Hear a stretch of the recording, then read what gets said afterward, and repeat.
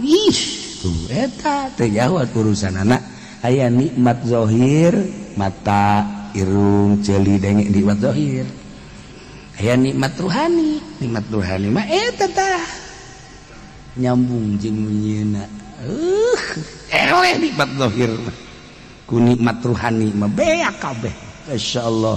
nikmat zahir mah kudu aya kesenangan zahir nikmat ruhani mah di mana bae di nu loba jelema keur sorangan penting berang ruhani balik ka nyieuna masyaallah nikmat teu ngahiding keur kumaha nembongkeun kahebatan pribadina bungkus teh dikit asal jelema kajen teuing loba jelema panas make jas bae eta merak mah gitu jadi boga bulu teh ditembong-tembongkeun boga motor hiji bae ge maninggeus jelema nyaho kabeh lantaran dipumar dipamer ilmu ngan boga amil jurumiyah bae ge nyieun panglet menerima ceramah 24 jam online ilmu da saeutik eta garana nu geus itu merak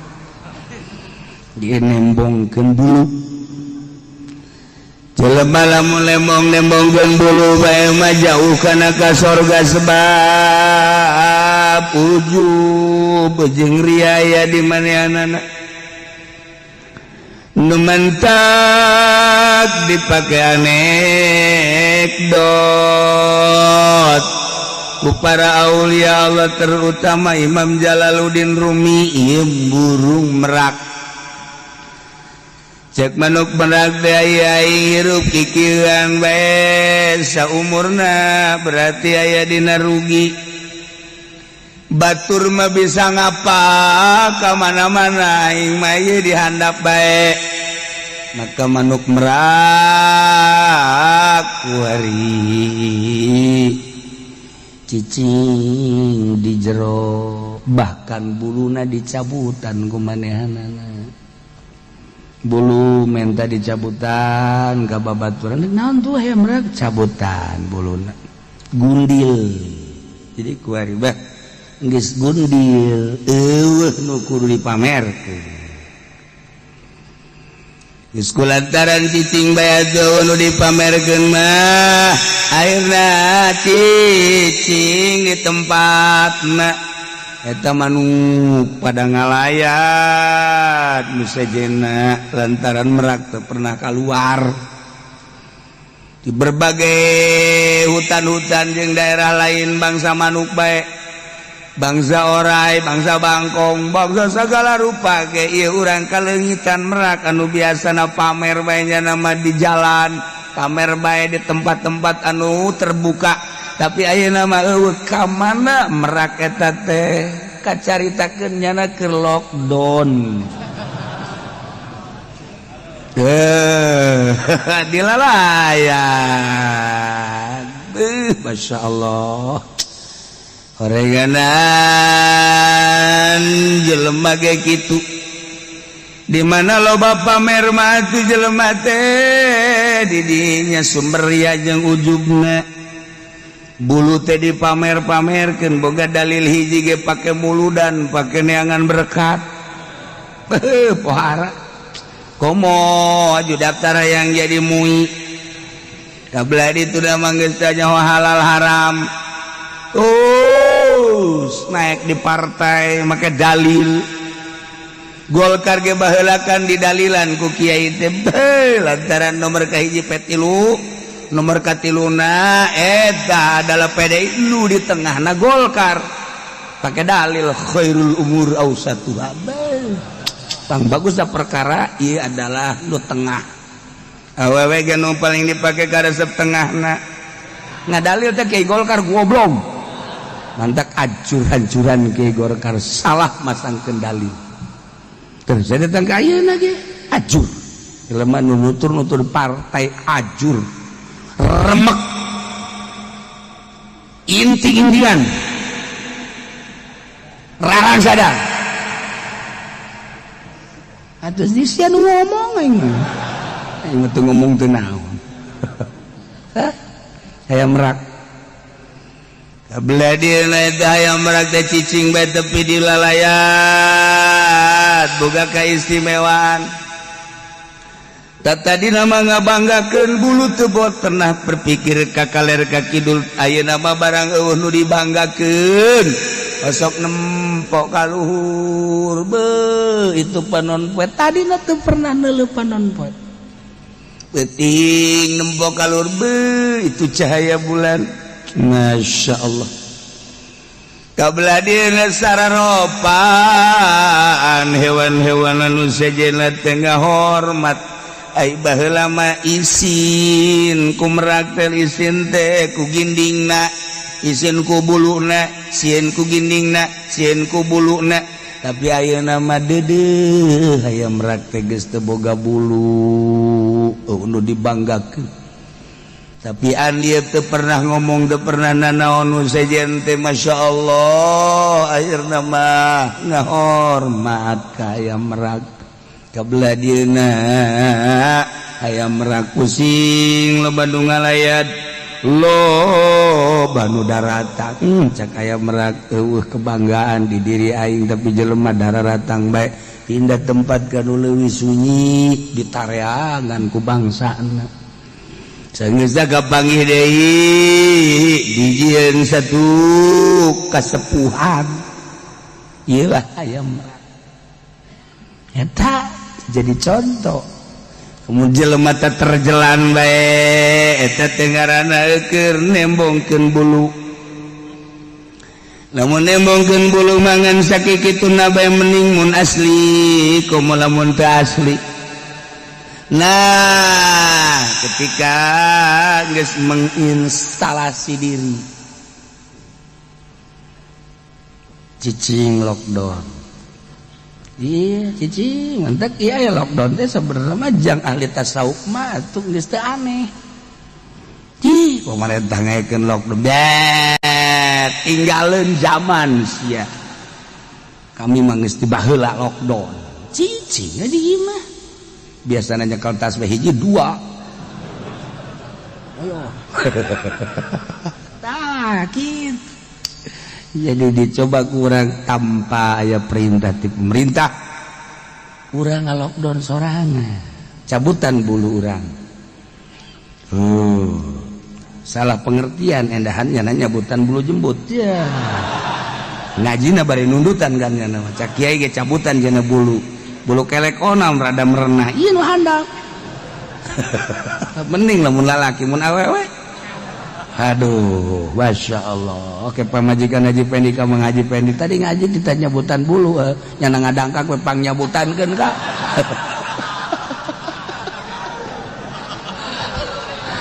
Haji Pendi teh oke deh aduh aing cak Haji Pendi dibere pagawean nu kieu ieu mah gajian dah iyalah manuk merak contoh seperti manuk merak mengisolasi diri lockdown jadi diagungkeun dimuliakeun santri ge lamun geus boga ilmu aja teu terjelan sakikituna bae tapi kudu ngalockdown sorangan cicing urang pukul boga saung sorangan ulah campur jeung jelema tujuanana lain menghindar ti pamajikan besi ente ieu cenah di dieu bae betah-betah emang kunaon balik di haridang teu kaci tah pokos kitu teu kaci aya di Banten aya orang Banten aya adu cicing di leuweung barang selidik-selidik jasa ka imah kula orenganan eta kabur ti pamajikanana nu kolotna ngocomang bae nu ngorana loba tuntutan akhirnya ya eta urang Banten bener serius serius ya cek ulah teh sugan teh uzah parenganan teu nyingkir teh pokos nah iyalah belajar coba urang ngaleungitkeun bulu-bulu nu aya di diri urang diperintah urang geus boga ilmu teh ulah dipamer-pameran nu sok dipamer-pamer mah tah masa kikituna bae model nyieun pamflet nomor kaduana modal ngayang-ngayakeun pasaran eta teh ngaranna keur nembongkeun bulu kolot baheula mah tersebut teh kitu tapi kuari mah loba dalil kan ilmiah mengejar kumaha bae eta mah ngan sakikituna baheula mah bener-bener mengisolasi diri nyepi penting hese ngemanggihan kiai anu ti penting mal kapangi kuari mah di jam sabaraha bae kapangi bahkan menerima jam berapa saja konsul naon gitu garanna teh online eta kos kitu teh kiai teh hese baheula bae kapangi jeung kiai etalah nyarana keur jabutan bulu dekayang nyaho ka jati diri urang teh bulu teh kudu dipiceunan heula satungtung urang encan ngarti encan paham ka diri urang sorangan atuh moal paham ka Allah lamun can paham ka pangeran atuh ibadah teh kakarak ibadah zahir unggul encan boga kanikmatan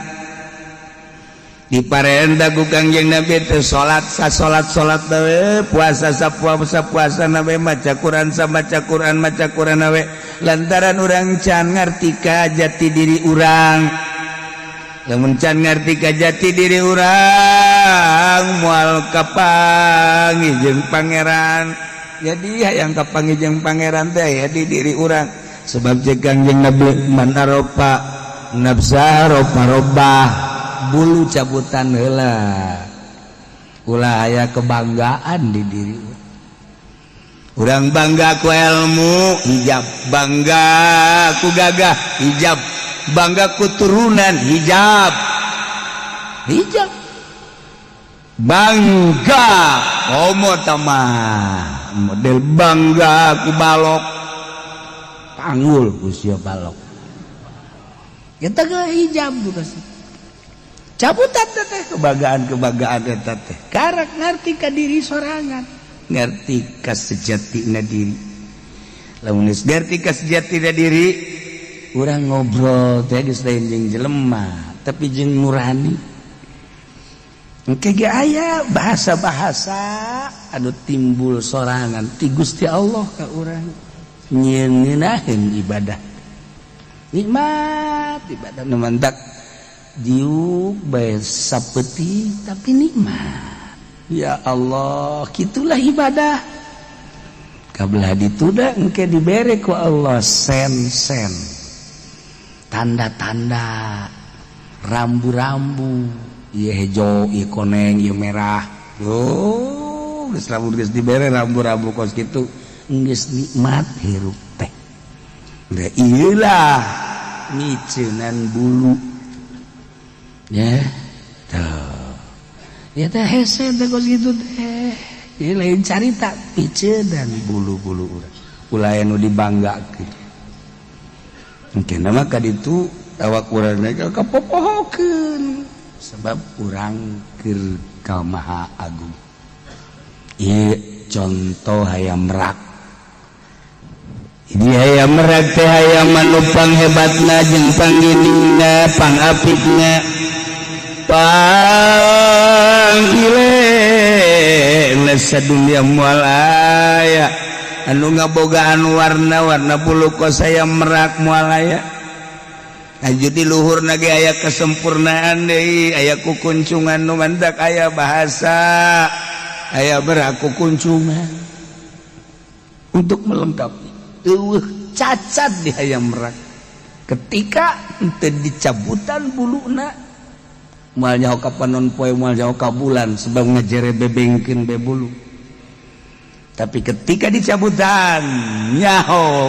orang panon poe teh aya nu nyaangan jagat meureun aya nu nyieunna teh panon poe teh tuh kan penting ningali bulan indah amat caangna bulan teh meureunna teu sacaang-caangna teh aya nu nyieun caang kapangi tah aya merak saenggeusna eueuh buluan teu ngalirik ka bulu teu ngalirik ka sisi ka gigir nu ditingali teh ieu alam teh ciptaan saha. Masya Allah. Datangkeun gara urang ka dinya nu mentek lamun urang dagang atawa usaha aju boga rasa bahwa ieu hasil teh hasil urang dagang aju untung boga rasa ieu teh kauntungan teh nang urang bakal pelit kajen kumaha ge sebab rasa nang urang tani sanggeusna dikelola ku urang pertanian bagus dijual ku urang teh jadilah duit sababaraton ieu teh hasil jerih payah urang asa nang urang bakal pelit. Tapi lamun urang dagang kemudian urang untung cek urang teh ieu untung teh ti Allah asal ge ti Allah digerakkeun awak aing ku Allah dibere untung ge ku Allah berarti teh di aku ieu teh nu Allah. Aya bangunan masjid kadinyakeun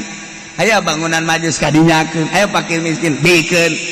mun ditanya oh dibikeunan ih tidak ge ti Allah Allah mah masuki ke dibere deui ku Allah jalain nang aing nang Allah Allah masuki bikeun ka batur janu Allah ieu engke ge Allah mere deui keur ngaji mah bener iya bener giliran bae apruk-apruk kana ngandana haol 100 1000 eta boga rasa nu urang boga rasa nu Allah asal ge ti Allah yes saya di kantong bener ya emang duit tadi lagi ti Allah aing mah lewat leunyeun aing hungkul wari deuk haol beakeun kabeh 10.000 wadai aduh Masya Allah gari balik ngabonceng ngababaturan pan ngabonceng emang teu naik angkot henteu emang kunaon beakeun paling kabeh pake jang haol bara duit 10.000 cek naik motor teh goblok jabat tah iyalah urang ieu keur cari contoh hungkul keur contoh hungkul na ieu urang perasaan tah leungitkeun perasaan eta jadi jelema. Masya Allah urang ngaji gajina gedek di mobil bae nu mantap di mobil bae atuh aing ngisi lantaran aing mah pan jelema gede mah nyapruk-aprukan jeung jelema leutik ngajina di mobil ulah kasinggung si anu ngaji di mobilnya terus bae emang aing teh nyaho-nyaho aing ge wajah tel radio tuh keluar jangan tuh ulah keluar sia di jero bae isin sia sebab awakna gede ya haji deui lantaran garasa jelema gede embung campur tapi ilmu mah butuh hijab teh nogos itu moal jadi jelema bener langsungna moal jadi kesayangan Allah sebab naon aya hijab antara dirina jeung sejen ka hijab kurasa aing mah pejabat sugih dokter jeung sajaban eta ngaleungitkeun nogos kitu hese hipodoli diondang lamun diondang kudu susah mah bebejana ge flu aduh teu bisa hadis jangan keur flu kanu sugih mah flu ge datang bae eta hijab aduh lain podoli ieu podoli nu sejen ngan guru mah ieu Gusti Allah hijab ieu cerita hijab ieu mah eta mah contoh doang kurang ka Allah teh ka hijab ku macam-macam mentak udang di peuting teh berat eta teh hijab ketika orang hudang barang deuleu jam 2 Masya Allah itu penting teuing ya lamun urang haju mandi tahajud isuk meureun tunduh kebela jam 3 golepak deui hijab eta teh boga perasaan gitu teh aya di diri urang nu hijab ngahalangan Masya Allah kari tas belangkeun hudang bentar ya jam 2 ya Allah ya Rabb dihudangkeun meureun ku Gusti Allah manan kitu gaeng kita tahajud awak aing nu Allah tunduh ge nu Allah burigas ge nu Allah kuat nu Allah urang jadi kosi ge nu Allah ya Allah ya Rabb mal pati-pati abdi hudang jam 2 lamun lain dihudangkeun ku Gusti eta mah nu gandeng-gandeng nu ngarobrol tambah sabab doang jaloba jelema anu gandeng kagandengan ge teh hudang malah nutupan ceuli abdi mah ieu hudang gas abdi deuk pasrah ka Gusti Allah awak abdi nu Gusti dihudangkeun ku Gusti boga kuat Gusti minta abdi kekuatan ka Gusti nah beres insyaallah tunduk tama perwatakan sia tama urang rek urang tas belang sebabna hijab tunduh isuk urang tunduh eta isuk besi tunduh hijab mantap piceunaan bulu bakal ngeunaheun ibadah udah hirup di alam dunia teh fana rusak contohna rusak ulah jauh-jauh kendaraan urang nu tadina bagus ku hari 1 tahun 2 tahun jadi jorek bahkan geus masuk bengkel lagi geus aya 4 kali 5 kali na jameulina tadina kapan lain nu anyar nu bok-brok atuh ini mah bengkel deui nah si jago mogok masuk bengkel deui batu jago larinya nama jago mogok si jago mogok namanya ku berikan eta si sariri heran aing mah nyararah obe ongko tah iya belajar wicina cara manuk merah abeh bisa nempo ka panon poe lain sakadar nempo panon poe tapi nempo aya nu nyieun urang nempo panon poe da teh inget ka nu nyieunna nempo bulan-bulan we urang mah pake bobogohan kan ku urang aduh aya nu nyieunna tah eta nu mahalna ketika urang deuleu awewe jore ya Allah ya Rabb ieu ciptaan Gusti jore teh cak nafsu eueuh nu jore cak Gusti sebab untuk melengkapi wajah-wajah manusia cek nafsu urang aya nu jore nu dideuleu teh Gustina geus teu kadeuleu jorena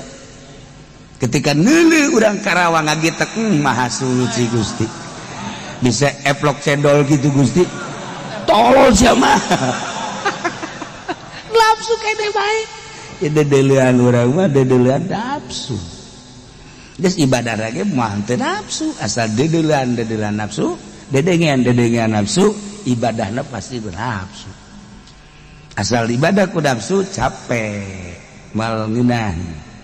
tapi lamun geus teu ku nafsu bakal geudaheun ibadah nu tadi maca Quran teh sain doang jokolot baheula ulah datangkan teu meunang sain acan atawa sajus beh kuari mah eueuh halang maca Quran berbet masyaallah teu kadenge bismillahirrahmanirrahim balikeun cek pamajikan kacepetan eueuh halang cet dibaca henteu sika henteu balikeun masyaallah kari teh contoh hayam merak ulah dibagakeun ilmu urang lamun dibagakeun ke masang bendera lamun masang bendera bisa gadeukeun ka pemerintah selesai sin jabar was sin jabar salam alif jabar lam mim pasamu wassalamu selesai asal kiai geus gadeukeun pemerintah wassalamualaikum warahmatullahi wabarakatuh selesai ilmu tinggal ilmu Luanta kiai yayasan lain jore jadi kiai kocoran dana nanti pemerintah aya satu kebanggaan di dirina yo aing bisa ngabangun yo aing bisa hijab carita hijab Masya Allah rumah kiai yang disebut kiai sia kai mamang memang kiai atuh jadi kiai batu nurutan sia mamang palu sia kiai eta karana nambahan bulu nu kos kitu teu bagus geus satu kiai ka mana tah kitu menang satahun kiai keneh bae atuh mama sih Masya Allah ini sadakolot masih kiai kena mama nukan terus kita tuna tambah bulu hijab justru lah orang namun disebut kiai kawan ini ulah kiai atau buya siapa goblok berarti ulah kiai lah mang haji ke daun bae lain sudah sebut kiai isin lamun dilembur keur dihormat main ngariung masa jadi kiai beuh komo tukang ceramah dihormat gelas dage nu lain gelas bode lain leutik bode ong bode na gelas mbah na gelas datang ka hese nginum lagi kudu make hadam dia teu bisa diangkat ku sorangan eta kan leuwih teuing tapi bangga po aing jadi kiai kopi aya susu aya bae teh manis aya segala rupa koba kuak bata mah akan ditawaran hantar bawa geus kiai teh kuak maka loba bangga urang teh rasa jadi kiai di riungan kos kitu giliran bae aya masalah kiai wa saya jelema jadi tolak bara tolak tilu aju kumaha ajunya nana ngahiji bae mah hayang balik deui bae diruju bae kudu ji keke masalahna kumaha nya cenah itu anu ngameunangkeun di mauk mah tolak tilu jadi tolak hiji kaheula aja asana ngadenge surah mah tilu mah baib tapi itu kiai-kiai jeung mu itu tilu dianggap hiji bae aing kamari mah aing asa jadi kiai tapi barang aya masalah duh embung aing kiaikeun ieu kiai ieu nu maot aju anak eueuh nu maotna teh ieu teh salakina pamajikan geus teu heula anakna eueuh mamangna eueuh wana eueuh hartana loba kumaha tah kiai hartana ji atuh bawa bae sih ka dieu siapa kiainya aing puyang jagetna ieu kabari bahasa jadi kiai aing barang aya masalah hese tah jadi rarasaan jadi kiai teh lamun keur dihormat kira-kira aya nu nanya masalah mah masyaallah hes kiai ya kalau boga wudu aya jelema boga wudu aju hitut atuh batal nah ieu mah hitutna keluar bukur eta si batal teh nya nyaho nya jadi kita mun keluar bukur mah wallahu alam kiai blon sama kiai